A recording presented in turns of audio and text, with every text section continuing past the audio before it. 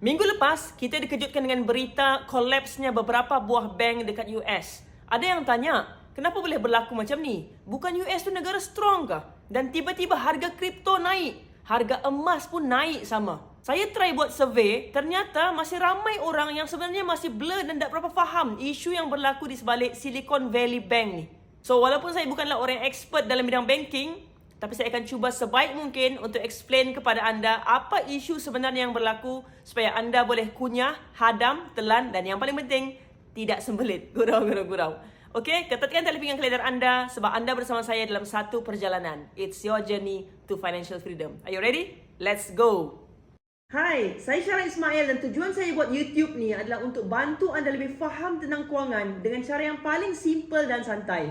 Sebelum saya teruskan, jangan lupa subscribe channel ni supaya anda tidak terlepas info-info penting dan menarik tentang kewangan. Bila Silicon Valley Bank ni collapse, maka tercatatlah dalam sejarah sebagai bank kedua terbesar yang gagal sejak tahun 2008. Bayangkan, bank ni sebenarnya ada lebih 200 bilion aset.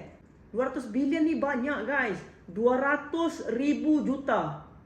Alamak, macam complicated ya. Abaikan. So, kalau bank ni kaya, kenapa sampai boleh tumbang? Cerita dia macam ni. Dekat sikit. Bank ni ada banyak bisnes dan salah satunya adalah dia pinjam duit orang-orang yang simpan duit dalam bank untuk dilaburkan. Ya, duit kita dalam bank tu, diorang gunakan untuk buat untung. Dan sebenarnya, masa kita buka akaun awal-awal dulu, memang kita sudah bersetuju pun untuk benarkan bank pakai duit kita. Mulalah tu hilang ingatan. Sebenarnya bukan hilang ingatan, tapi kita yang tidak baca pun terms and condition sebab takut terpaksa bermalam dekat bank tu kalau kita baca satu persatu dengan betul. So kita pun main sign sajalah. Bank Silicon Valley ni adalah antara bank yang top dekat US. Bayangkan, bank ni sudah berumur 40 tahun dan dinobatkan sebagai antara bank terbaik dekat US selama 5 tahun berturut-turut. So memang ramai gila lah orang simpan duit dalam bank tu. Duit-duit diorang ni digunakan oleh Bank Silicon Valley untuk dilaburkan macam saya cakap tadi lah. Dan antara investment yang bank buat adalah dalam bentuk bond.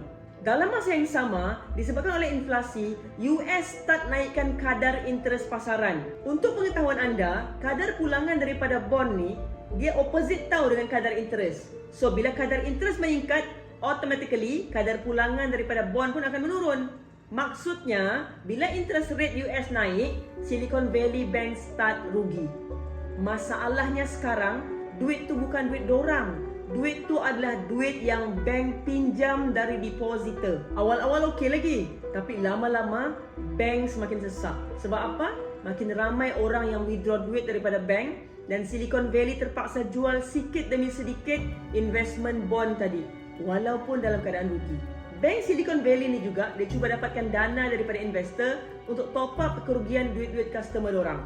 Tapi kan, kalaulah kita sebagai penyimpan duit dalam sebuah bank, kita dengar announcement macam ni, apa kita akan buat? Of course kita akan serbu bank tu dan keluarkan duit kita siap-siap. Sebab kita tahu bank tengah rugi dan kita takut duit kita lesap, especially orang yang duit banyak lah. Sebab itulah pada 9 Mac baru-baru ni, ramai orang cuba withdraw duit secepat yang boleh dan totalnya tahu berapa?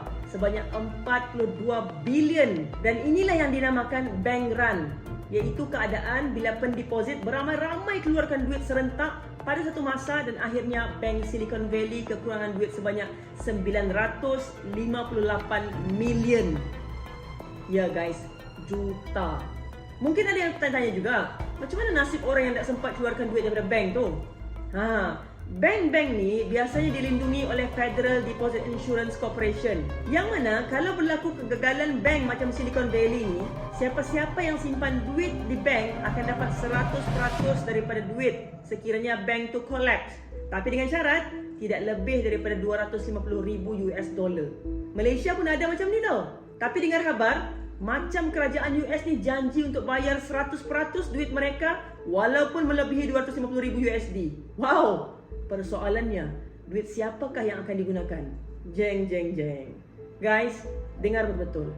Sejak COVID-19 melanda tahun 2020, 80% daripada semua duit US dollar dicetak oleh US Federal Reserve antara tahun 2020 dan 2022. Akibatnya apa? Inflasi jadi sangat teruk. Apa kaitan cetak duit dengan inflasi? Yang tu mungkin saya kena cerita lain lah. Sebab takut nanti anda tertidur panjang-panjang. So untuk turunkan inflasi, kadar interest perlu dinaikkan. Dan dekat US, memang Federal Reserve Bank bagi tahu siap-siap interest rate akan naik lebih tinggi dan dijangkakan 2 juta orang Amerika akan kehilangan pekerjaan.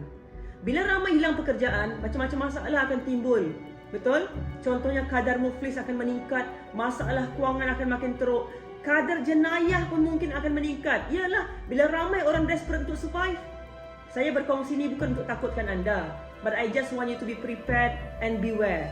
Dan kenapa bila news tentang bank run dan Silicon Valley Bank collapse ni keluar, harga emas, kripto semua naik? Ingat, bila ada masalah, maka di situ juga lah ada peluang. Peluang apa? Anda mungkin belum nampak apa yang saya mau sampaikan. Tapi don't worry, just follow saya rapat-rapat, tekan butang subscribe dan tombol lonceng supaya anda terus keep updated dengan info dan ilmu kewangan yang saya akan share dari semasa ke semasa. InsyaAllah. By the way, saya harap sangat video saya kali ini dapat bantu anda untuk lebih celik ilmu kewangan. Tinggalkan komen di bawah dan kalau ada sebarang persoalan, share juga. InsyaAllah nanti saya akan baca. #JourneyToFinancialFreedom. Assalamualaikum.